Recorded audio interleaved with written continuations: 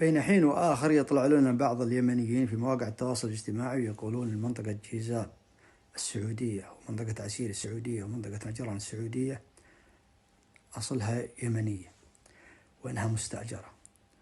وين إيجار ينتهي بالتمليك؟ أي إيجار وما إيجار؟ يعني تأجرون أنتم المناطق لجيبوتي ولعمان وللمملكة؟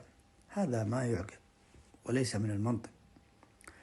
ولا قبل 400 سنة أتحدى أن في كتاب يقول ذلك، وقبل 400 سنة أصلا ما في دول، الدول توها.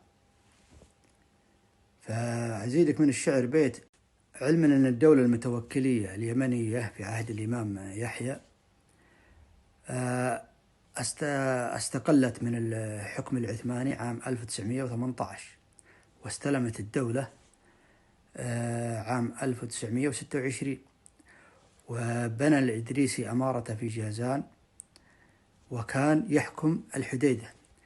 عندها لف عليه الإمام يحيى على الإدريسي وأغراه بالمال، إلا أنه رفض أن يسلم الحديدة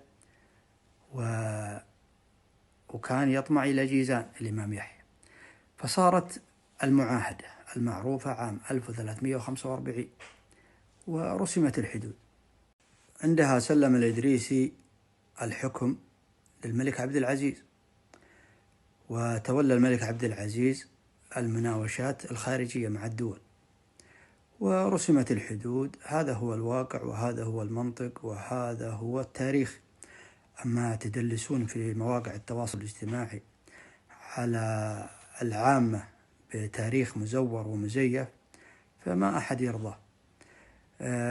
سوف نرد عليكم ونوضح لكم بعض الشيء، علما بأن المثقفين والمؤرخين في اليمن يعلمون ذلك، لكن في مواقع التواصل الاجتماعي يجمع العامة ويجمع الآخرين، فهذا توضيح له. وأنتم كما أسلفت في مقطع سابق لا تحتاجون زيادة مساحة ولا تحتاجون زيادة سكان، بل تحتاجون عقول تديركم بشرع الله وتخاف الله في هذا الشأن. فبدلا من أن تطالبون في جازان وفي عسير وفي نجران زورا وظلما وبهتانا وعدوانا،